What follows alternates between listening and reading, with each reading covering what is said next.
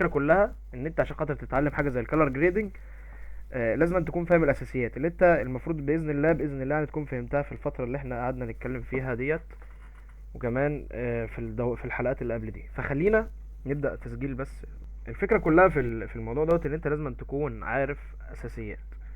الاساسيات اللي هي ايه يا ريس؟ الاساسيات اللي احنا اتعلمناها زي الكابشنز، وازاي ازاي تعرف واجهه البرنامج وما تخافش منها وتلاقي الحاجات السهله اللي قدامك دي.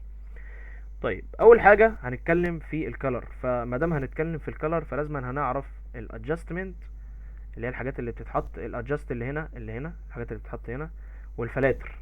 كل الفلاتر ديت لازم تبقى انت محيط بيها او هي بتعمل ايه. اول حاجه انا كعبد الرحمن ليا كده طريقه، يعني وليا دماغ كده في موضوع الفلاتر، وكل شخص بيبقى له طريقته، يعني محدش يعتمد على طريقتي خالص. اول حاجه انا عندي في كاب كات عشان خاطر انا هرسه ومطلع عينه ولعب في السورس بتاعه 50 مره، فعندي فيه فلاتر بايظه. تمام إذا يعني. حطوك بمكان غلط. الفلتر ده الفلتر ده كنت بحب استعمله جدا، اسمه هو عشان انتوا هتحبوه انتوا كمان يعني. اسمه امريكان ريترو. المفروض ان انا اعمل ويندوز للجهاز عشان خاطر يرجع يشتغل تاني، لان انا عاكك الدنيا في السورس بتاع البرنامج. بس انا مكسل اعمل ويندوز عشان في حاجات مهمه على الجهاز محتاجها دلوقتي. فهتلاقي امريكان ريترو، وهتلاقي الريو نايتس. الريو إذا نايتس حطوك دوت بيدي يا جدعان جو كلاسيك. شفت انت لما بتبقى بتتفرج على بودكاست؟ ده جامد. ده جامد يعني. بص اول ما احط، بص شكل الفيديو هيقلب ازاي، كأنك بتتفرج على بودكاست. إذا حطوك بمكان لو شلته الفيديو تحسه برضو ما بقاش احسن حاجة. طيب خلينا نقلب في الفلاتر كده شوية ونشوف الحاجات اللي ممكن تحبوها. اول حاجة هوليود باست دوت، انا دايما بحطه في المفضل عندي لاني بستخدمه في فيديوهاتي. لو انت جيت تضغط عليه كده غلط. بيعمل بلاك اند وايت جامد جدا. يعني انت دلوقتي التكست اللي بالابيض دوت لو رحت انت عامله بالاصفر الشكل دوت، بص بقى جامد. خلينا نرجع الايه، الماسك، عشان بصراحة الماسك كان فارق، كان عامل شكل لطيف. خلينا نرجعه ونعمل زي ما اتفقنا ماسك، اد ماسك. بعد كده بتعكسه بالشكل دوت تعمله كده. حلو جدا. إذا حطوك بمكان في ناس مفكرة إنه المشكلة بالإرادة، إنه غصب عنك. حلو جدا. إذا حطوك فده كده مثلا ده فلتر من الفلاتر مع النص اصفر بيودي الفيديو في حتة تانية زي ما انت شايف بالشكل ده. بمكان غلط لفترة كافية رح تصير نسخة منه غصب عنك. في ناس مفكرة إنه المشكلة بالإرادة. زي ما انت شايف كده ده فلتر من الفلاتر. بتعرف طبعا تتحكم في الوضوح بتاعه والقوة بتاعته، بس طبعا لو انت قللته هتبوظ الفيديو، والفيديو هيبقى باهت ومنال ب60 نيلة. فمش حلو جدا ان انت تستعمل تقلل فيه او تعلي فيه. انت هتستعمل فلتر يبقى استعمله زي ما هو. طيب حاجة تانية من الفلاتر اللي انا بحب استعملها، انا حاططهم كلهم في السيف عندي هنا، اسمه بولد إذا ساتوريشن دوت. حطوك بحب استعمله. بص، ده من غيره وده بيعمل زي اعادة تصحيح الوان كده، جامد جدا. زي ما انت شايف طبعا الفلاتر دي ضمن التلوين، فلازم ان انت تبقى انت عارفها. طيب عندك حاجة تانية اسمها كلير، لو جيت تحطها بتدي برضو تلوين جامد في الفيديو زي ما انت شايف. طيب خلينا نشيلها، نحط بتاعة البودكاست اللي انا بقول لكم عليها ديت، برضو بتدي تلوين جامد. طب هل تقدر تحط فلترين على بعض؟ اه تقدر تحط فلترين على بعض عادي جدا. انا كنت بحط في فيديوهاتي ساعات دوت وبحط عليه ده. ثانية واحدة، بس اقدر بقى اقلل ده شوية، تلاقي الفيديو طلع بالشكل ده. طيب خليني اوريك كده حاجة مثلا، انا هوريك قبل وبعد دلوقتي. شايف الفيديو عامل ازاي؟ شايف بقى عامل ازاي؟ كده كده كده كده. فبتلاقي ان الفيديو بيبقى شكله الطف واحلى بالفلاتر. طيب في طريقة تانية بقى غير الفلاتر. طبعا الفلاتر ديت انا اكيد مش هشرح لك 1500 فلتر، انت هتقدر تجرب بقى. إذا حطوك بمكان يعني ده جامد جدا برضو، ده جامد. ده جامد جدا وشكلي لسه مكتشفه معاكم دلوقتي. إذا حطوك بمكان يعني ده جامد جدا ده. حلو ده. اسيبه عندي. بتسيبه يا جماعه من علامه النجمه دي، تضغط على النجمه ديت كده بيتسيب عندك. بتلاقيه بقى راح في القائمه اللي فوق ديت اللي اسمها فيفوريتس. طبعا انت عندك فلاتر كتير. غلط لفترة كافية رح تصير نسخة منه. ده برضو جميل. تقعد بقى تجرب لغايه ما توصل لاحسن حاجه انت عايزها. ممكن اصلا ما تستعملش التلوين او الكالر جريدنج. اذا حطوك بمكان غلط لفتره، اذا حطوك بمكان، وده برضو من ضمن الفلاتر الجامده جدا، بس انا ما بستعملوش في فيديوهاتي، بس بينفع في فيديوهات تانية كتير. اذا حطوك بمكان، الفلتر ده برضو كان جامد بس باظ عندي بسبب اللي انا بعمله. اذا حطوك بمكان غلط، اذا حطوك بمكان. تمام، خلينا نخش على الخاصيه بتاع الكاب كات الجامده جدا، وهي التلوين التلقائي. بتيجي هنا التلوين عموما من ادجاست، دي هي بيبدا من عند ادجاست. طيب اول حاجه عندك هنا الاوتو ادجاست والكالر ماتش والكالر كوريكشن. خلينا اشرح لك الثلاثه دولت، لان دولت اصلا ممكن ما يخليكش تخش في التفاصيل التانية. اول حاجه وهي الاوتو ادجاست. الاوتو ادجاست ديت يعني تلوين تلقائي. خليك مركز مع تلوين الفيديو، خلينا نضغط على اوتو ادجاست وشوف هتودي الفيديو ازاي. لونت الفيديو بشكل جامد جدا واظهرت الوان. طبعا لو انت مثلا حسيت ان اللون فاتح شويه تقدر تقلله. طيب ده قبل وده بعد، قبل بعد قبل بعد. طيب 80 انسب واحد، ثانيه واحده، ال80 كده انسب حاجه، اذا حطوك بمكان، وانا شايف ان كده احسن حاجه. طيب الكالر ماتش ده بقى ايه؟ خليني اقول لك الكالر ماتش ده ايه. وليكن انت راجل بتصور مثلا فيديو عن البحر، يعني ديت ايه دي، خلينا نكتب في بنترست مثلا ذا سي مثلا، البحر. هنجيب بس صورة وارجع لكم تاني. حلو حلو، هنجيب صورة للبحر ونرجع تاني ونجيب صورة البحر دي. حلو كده، صورة البحر جت.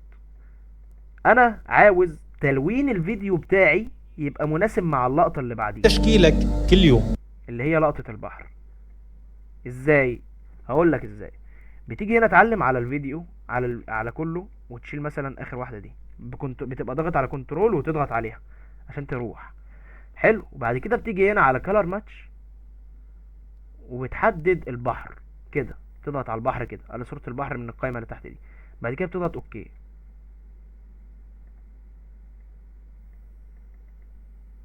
وهنج ولا ايه؟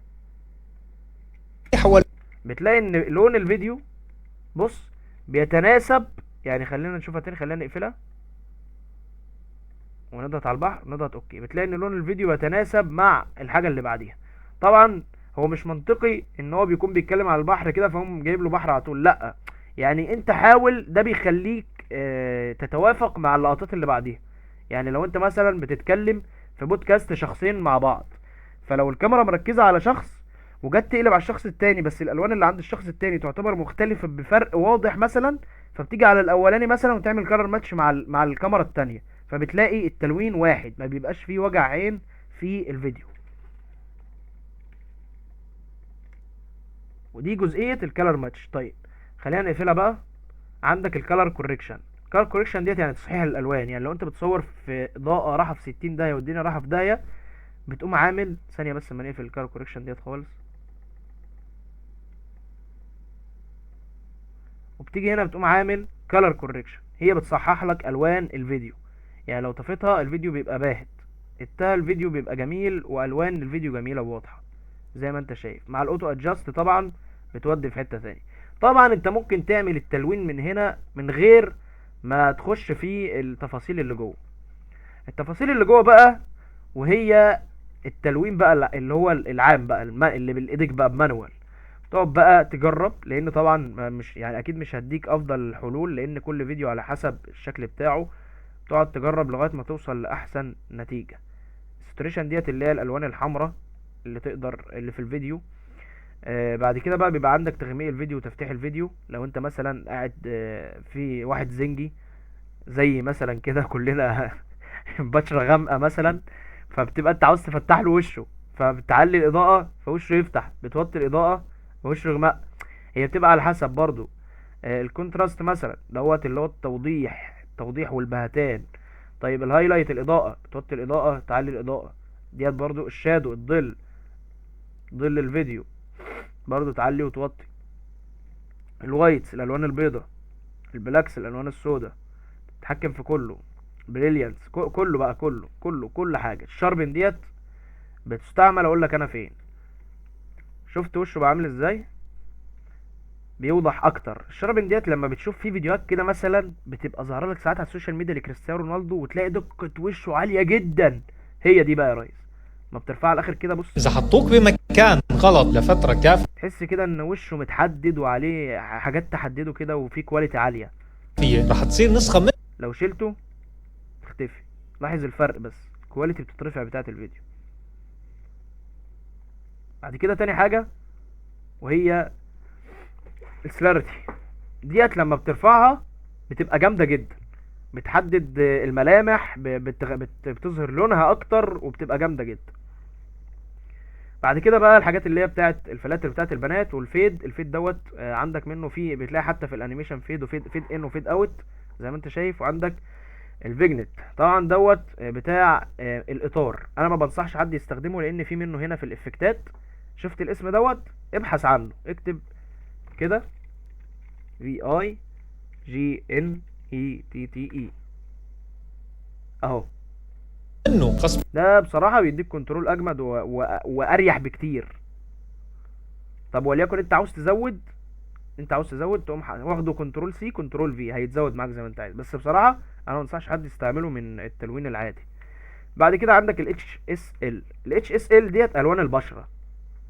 بص بغير لك في لون وش الراجل، اللي عاوز افتحه بيفتح بس الوان البشرة. يعني انا دلوقتي بس بتحكم كده في الوان البشرة. بص لو عاوز افتح وشه بفتحه، عاوز اغمقه بغمقه زي ما انت شايف كده. وبرضو دوت برضو ضمن الوان البشرة.